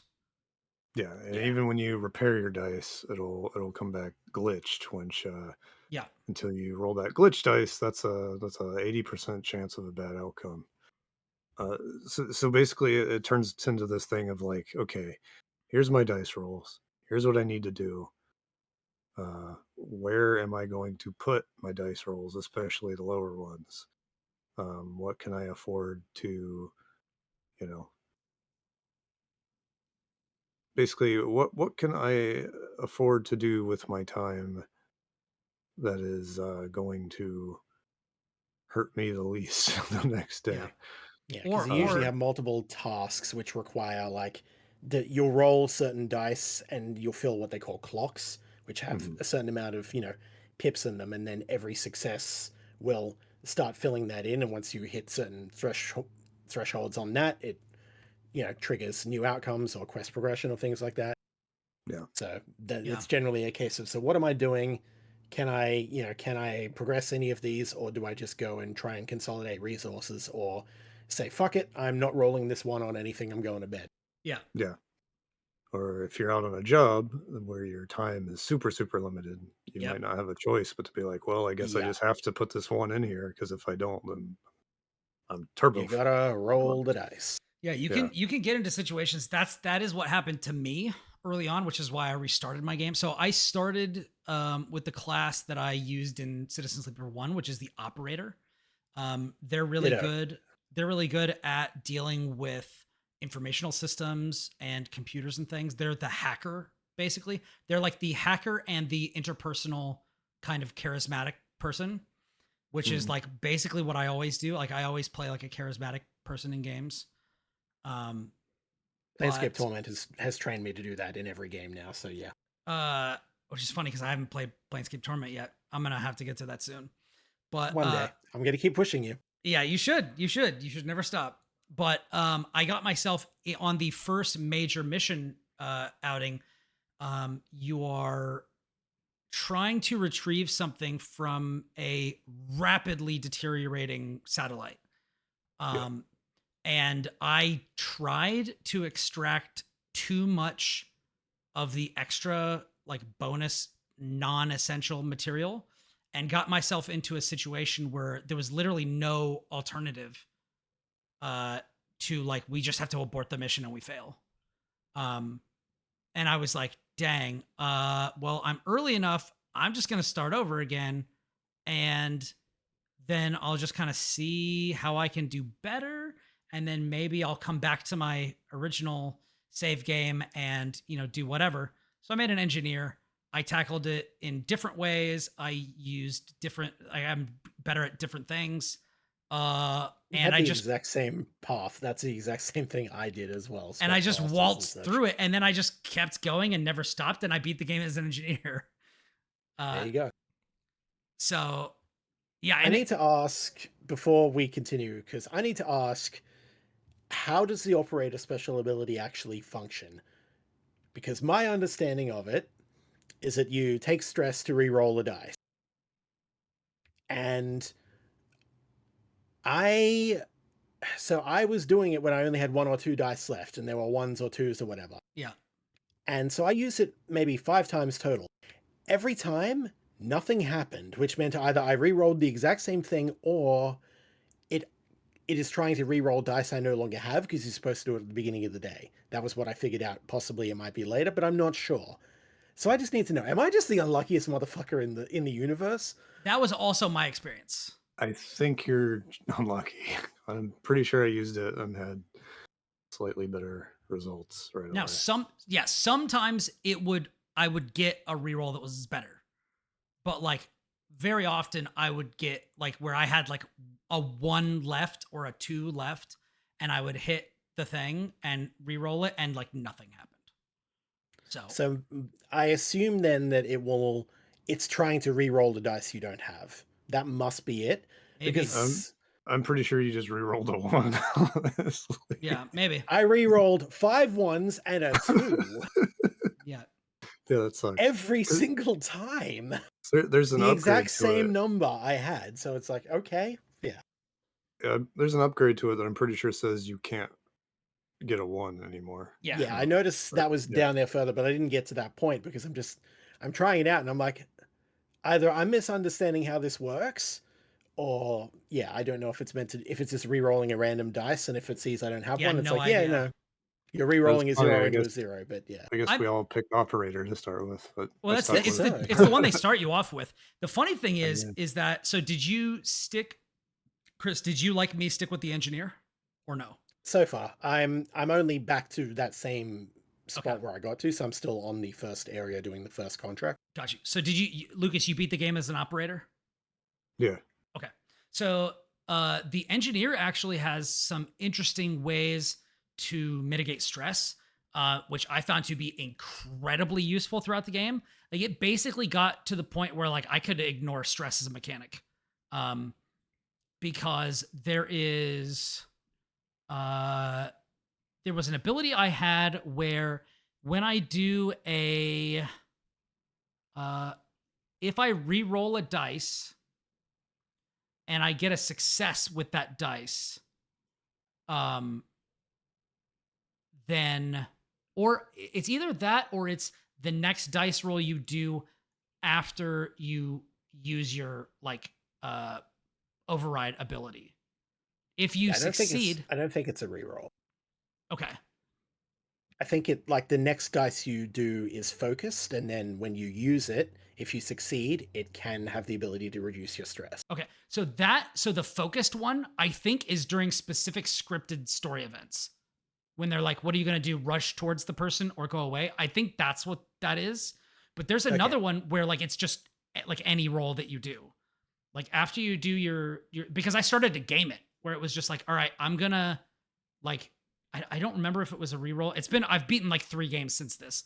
But like there's you use the engineer ability and then you do you use one of your die.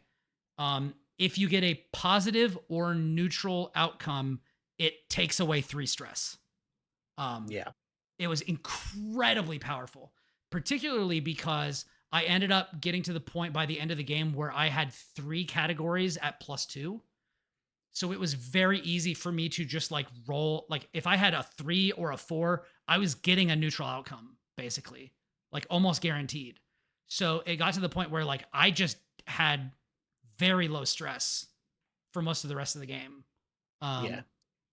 And I was able to mitigate that like really, really easily. So Yeah, it's similar in the first Citizen Sleeper. Like obviously so much of that game hinges on figuring out what to do, balancing your resources management, your time, and your dice pool yeah, with what you have, with the constantly ticking clock of the stabilizer. Obviously not a factor here, but towards the end game, you eventually get into the rhythm, you understand, you've progressed enough, and it's like, cool, I have stabilized effectively. It's yeah. like I know how to I'm going to be positive on everything. I have food supply, I have stabilizer supply, I have income supply. We're good.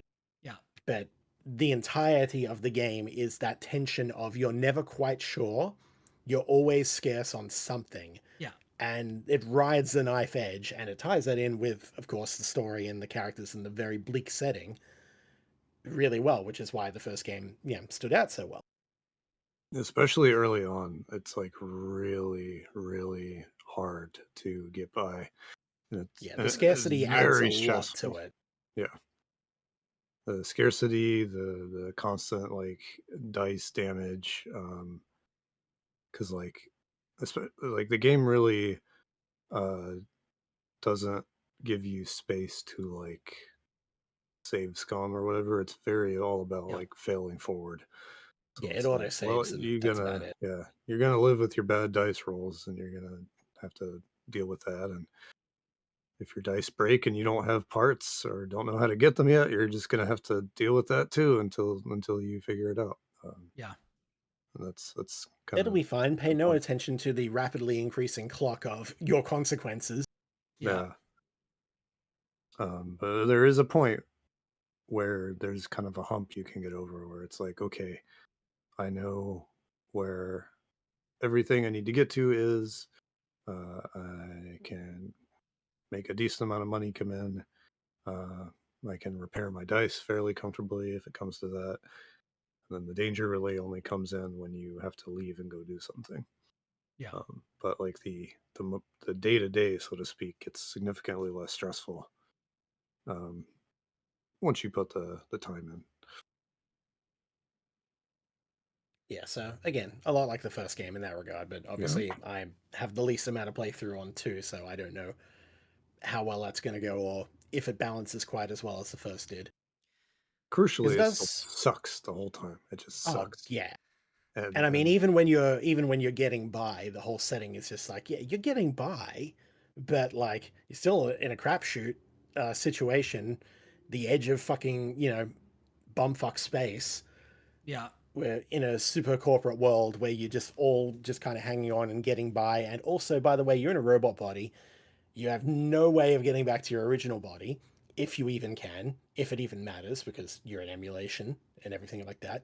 And your body is doing weird things because it's not yours and it is decaying and it is just as vulnerable as a human body, and it becomes pretty wild. And the transhumanism in the writing is pretty fucking cool, especially in the first game. Just They they do more with that in this game. awesome. Like the That's what I'm here for. That's what I'm here for. yeah, they do the what unfolds as the kind of central thrust of the plot ends up being very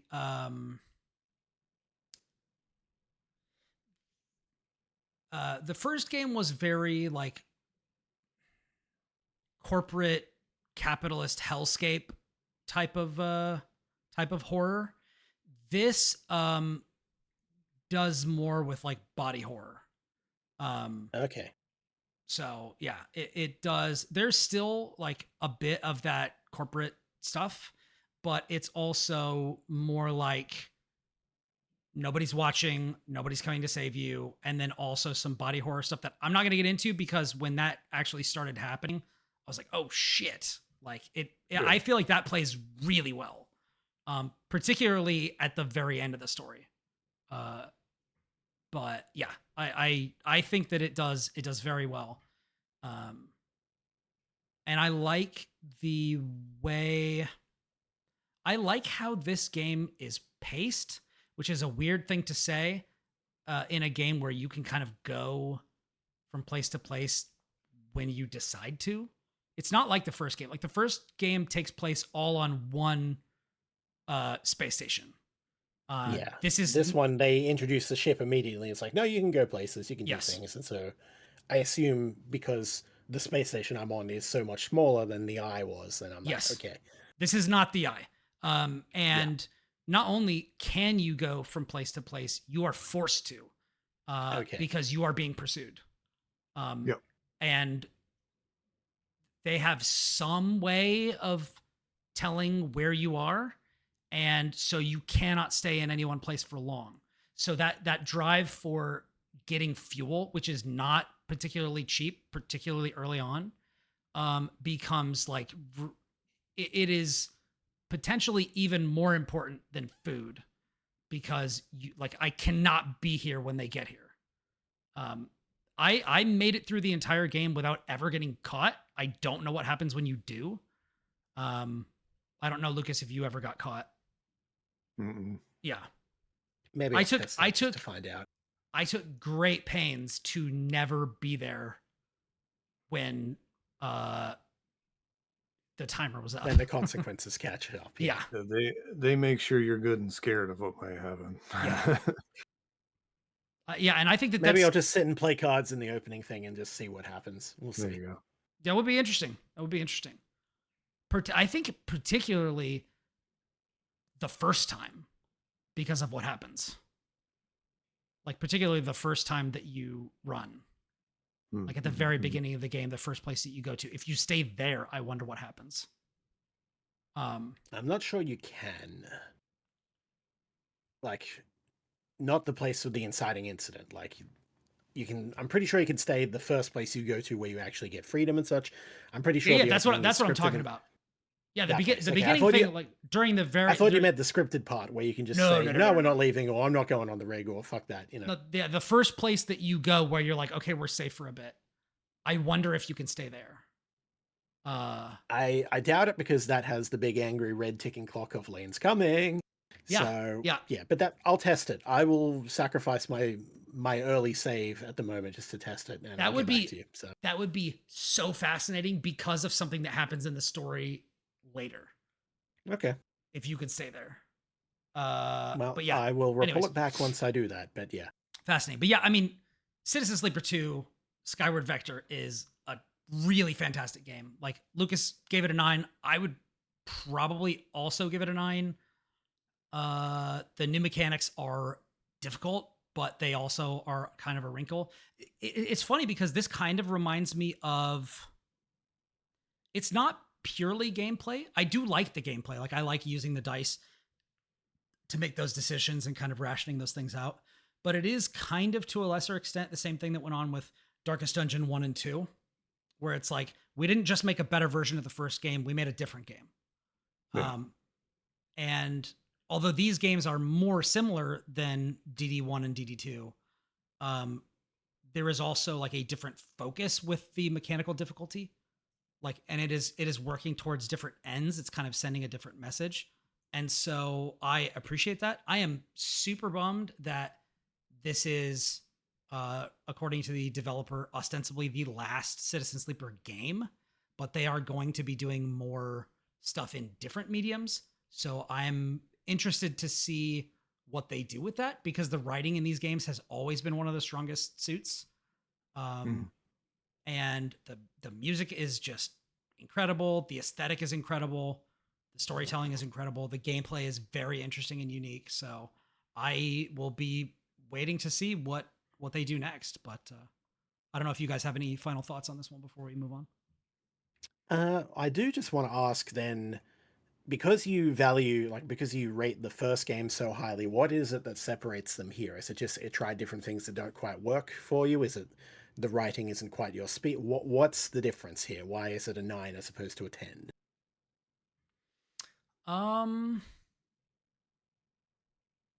I think the first game, and I don't know why this is, I haven't really interrogated it super closely, so I'm just gonna kind of talk through my thoughts. For whatever reason, the first game did, I think, a better job with specific characters. You know what? Actually, I think, okay, because the first game takes place entirely on the eye, you can interact with characters maybe over a longer period. And so the investment with them, for example, the dad and daughter duo, That's the first one I always think of. is literally like that was the ending I got to Citizen Sleeper went with 1, them? and I cried. Yeah, I went with them on the ship, and I cried. Like that game like just tore it out of me. And I don't think any this game is more about, because the first game is really about you are a disempowered person in a universe that is cold and unwelcoming, and people have no reason to be nice to you. You have no reason to be nice to them. It is about carving something out for yourself and making sure you can get by, and showing other people kindness and seeing them unsure of like what to even do with someone like you, and then slowly warm to you, and then generally like love you by the end of the story, and have that love be reciprocated. Where like in the first game, like you're babysitting this little girl sometimes while the dad goes to work. Like it just does different things to invest in these relationships. And when they pay off, when you are helping these characters, like these other characters, not yourself, accomplish something that they need. Like you see these people in dire need and you're in a bad way yourself, but the game is really about it's about like when the hurricane happened here in Houston, and it's like everybody is screwed, but we're all helping each other. And like that kind of like, forget the war that came after, but like the 9/11, like New York after 9/11 type of a vibe, where it's like there's a sense of solidarity among people in terrible situations that is brought out. It's like the beauty of humanity and how Yeah, we can be at our best. Whereas this game is more about, this is a personal story of loss and a personal story about um exploitation, but it's less about, like Seraphim doesn't really get any grand thing that moved me. It was less about that, and it's more about like my personal struggle with this character, or right. world building and stuff. And a lot of the world building stuff it does in this sequel does really well. It just doesn't affect me emotionally and pull on my heartstrings as much as the first game did.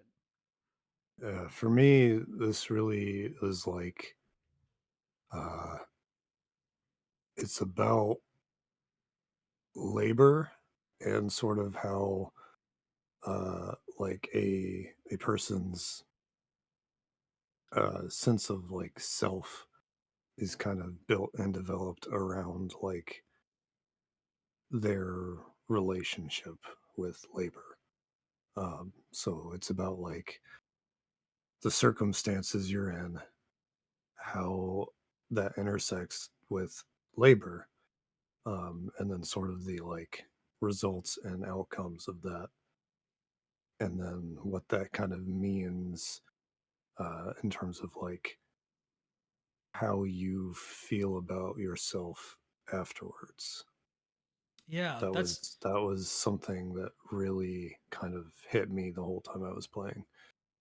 Um, there's a part where you're on a job to uh, repair a ship, and you go out there, and it's just a lady in the ship, and it's just a beat to hell piece of garbage. oh, this was a good mission. Yeah, and there's a passage at one point where it's like you're just talking about, you've got this other engineer guy with you, and you're just talking about, oh, this thing's so fucked up and battered and weird.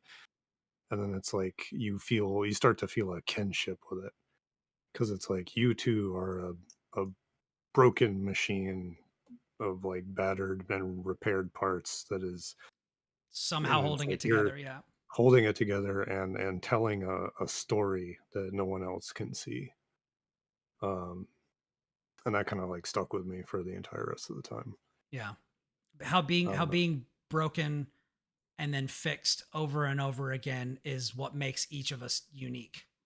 yeah. Um, an element of that. Yeah, Mhm. that was a really beautiful one, particularly the way that those characters like bonded at the end, Yeah. um, which I thought was great. Uh, I don't know if you took the other ship engineer with you.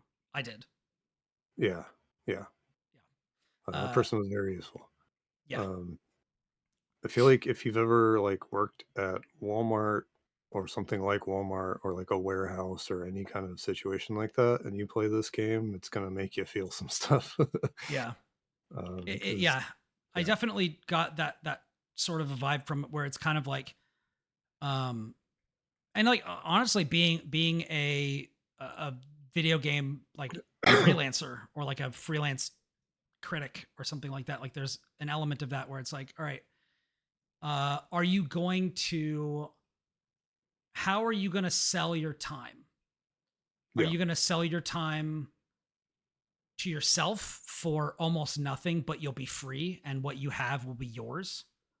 Or are you going to sell yourself for more and then be beholden to this faceless entity uh, that can tell you to do basically whatever they want, and then you're going to be beholden to that because they basically hold the carrot and the stick, basically.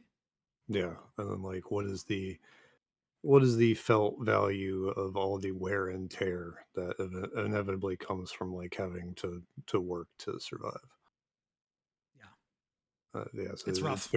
it's very personal in that way, Yeah, and there's this element of like building a crew and building a found family and stuff, but I think that stuff does kind of like the other character stuff is there, but I think it kind of takes a backseat to uh yeah, like internal story kind of being told. Um, and the person who makes the series talks a lot in interviews about like they used to be like a gig worker. Uh, so yeah, that's like all over this game for sure. yeah. I definitely found the stuff with like the one of the one of the things that I got out of the found family sort of a thing was um, the decision to be selfish contrasted with the decision to be selfless and knowing that that could backfire and uh, cause trouble for you, but that the rewards for doing a good thing to someone who needs it is like worth it, is worth the risk you take to yourself. Yeah, And how like putting yourself out there is dangerous, but it's also the right thing to do. Like, and how we kind of, much like what you were talking about with labor, like how we spend ourselves in service of other people as well. Mhm. Um, yeah. There's So a yeah, lot to say. it's a fantastic game. I really highly recommend it. Um, I look forward to getting into it further. oh shit! I Oh, actually yeah. looked at what I've rated it on Backlogged, and I gave it 5 stars too. Oh, there you go. There's Hey, a 10. I would probably go like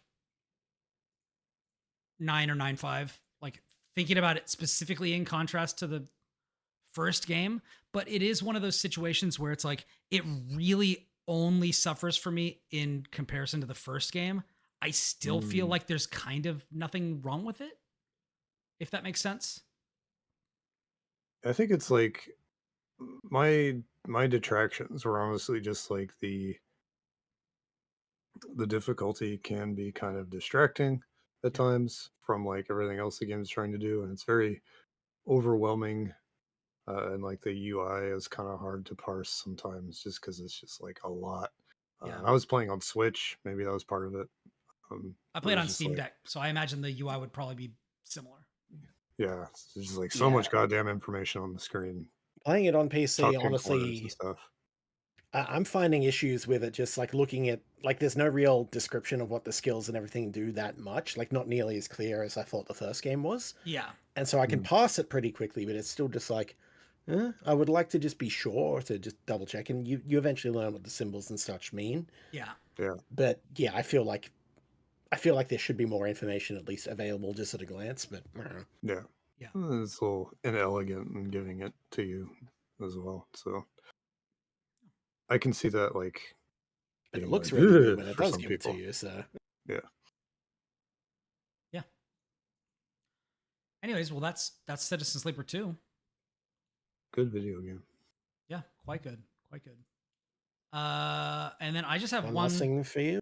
I have one last thing that I wanted to talk about, which is something that I played the demo of. And I believe I saw someone recommend this on Blue Sky. And I played the demo and I got like a couple of stages in and then I just bought it. And it's fantastic, which is funny because then when I tweeted out or posted on Blue Sky about it today, the developers followed me and like retweeted it. And I was like, oh, hey guys, you know. But this game is called LOK Digital, LOK. It's a little puzzle game. It's super, super charming, very clever. The idea is that you have kind of like, it almost looks like a crossword puzzle. But it's filled with all the letters, and you will make forwards or backwards or up and down, you will spell a word. And depending on which of these like unique words you make, you will be able to cancel out different types or different amounts of squares. The idea is you turn all of the white tiles to black. And if you can't do that, you have to start over. So I saw a friend of mine playing this actually, so the name didn't catch when you described it, but looking at it now, I'm like, oh, I've seen this game in action. yeah. So so the first word that you learn appropriately is LOK, which is LOK. And if you type or if you can string together in a line LOK, then it will pop up into the air one black dot, and then you can tap any letter or any space on the entire thing and it will remove that, which means that space is no longer in consideration for when you want to make another string of letters.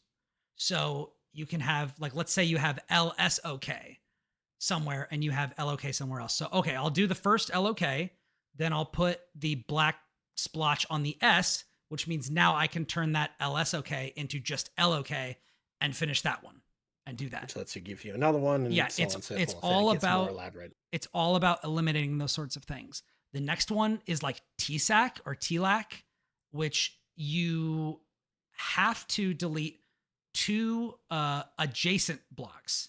So they have to be in a string. You can do it top to bottom, you can do it side to side or whatever. Then there's other ones where you'll get one called TA, which is just TA. And anything that you click on, it deletes every one of those letters. So you click on S, it gets rid of every S that's on the screen. And so it just gets really complicated as you're trying to build out these different words. It's got a great hint system where you can click and it will just tell you the order in which what words you need. So like if you're confused, it'll be like T-sack or whatever.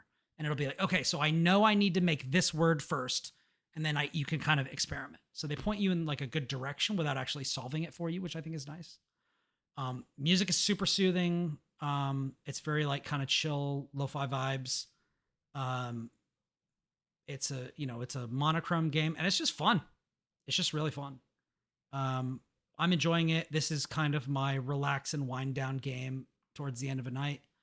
But yeah, I don't really have, it's not complicated. You can definitely go pick up a demo of it, and try it out. Yeah, it's great. I like it a lot. Simple set of rules with very complex executions in how you figure out exactly how it goes. Which Yeah, is cool. it is very clever in its implementation of this sort of a thing. I think it was like 4-6 or 4-7. I did one puzzle and I was like, fuck, that's good. Like, that's so good. That is so clever the way that they did that. And yeah, it's a really great little puzzle game. So it came out, I think, late last year. But yeah, it's like I think it's like $15 or something. Yeah, December last year. It's very it's very kind of Baba Is You with how it's like, I mean, it doesn't like it lets you play with the box a little bit, but not that much. It's mainly just like, here's some cool puzzles. Check them out. And Baba Is You goes fucking hard. Yes, that game is nuts. But yeah, neat. Yeah, I dig it. LOK Digital. But yeah, that's it. That's all we got. let's get out of here. Neat. All right. Oh, thank you so much for checking in with us for this episode. If you like the show, leave us a review, tell somebody about it. We love talking to all of you, so come join us. You can find me on Blue Sky and Backlogged at Brian Barnett, BrianBarnett. And on Twitter, Twitch, and YouTube at Ribnax, Ribnax. We stream the episodes live on Twitch, and then we store the VODs on YouTube. And then I, obviously, Kris or myself, historically have been publishing these to all your favorite podcast players. So check that out. Definitely go check out last week's Game of the Year episode. It is very long, but we've split it up into timestamps. And if you just want to see, if you don't want to watch us ruthlessly destroy each other's top 40 games to try to shave it down to a top 10, you can just go to the end where we're going from like top 13 or top 11 to ordering the list. But I would highly recommend checking that out. We talked about a lot of really, really fantastic games. And I don't think there's anybody out there who made a top 10 list for 2024 like we did. I'm very proud of it. A weird one. Yeah, I'm definitely proud of it. Shout outs to the fact that we didn't mention FF7 Rebirth in 4.5 hours at all. Yeah, it's crazy. That's because it wasn't in the top 10 best games. Yeah. Nope. Not even close. You gotta be good to make it on the platformers top 10 list. True. But Or on PC at the time, but you know. Or on PC. I mean, PC would help, but yeah. Anyways, if you want to find what I'm doing, you can go to Kotaku. I've been publishing a lot of character guides for Marvel Rivals, a game that I have been playing a ton of lately that I absolutely love. I know that it kind of snuck in there. Spoilers for the Game of the Year episode. It snuck in there as like number 10 on my top 10 list personally. And I adore it. I love this game. I can see myself playing this for a long time. So if you want to learn how to play Invisible Woman, Scarlet Witch, Groot, a bunch of other characters, and I have more going up all the time. So yeah, check that out on Kotaku. Kris, where can everybody find you? Hey, I am Kris Cornelius. Usually go on the internet as Delpheir, Delfeir. You can find me as that on most places and also on Marvel Rivals if you see me. I write very, very, very, very sporadically for my website Versus the Backlog. That's vsthebacklog.com, one word. And yeah, otherwise I'm usually here most weeks. How about you, Lucas? You can find me on Blue Sky at Hokuto Lucas. You can find my writing mostly at shacknews.com. So you can find my reviews of everything I talked about today. And yeah, that's it for now. Good stuff. Unlimited power. From everybody here at the Platformers, we hope you have a wonderful week and stay safe out there. Because until next time, we are out. Peace. Goodbye.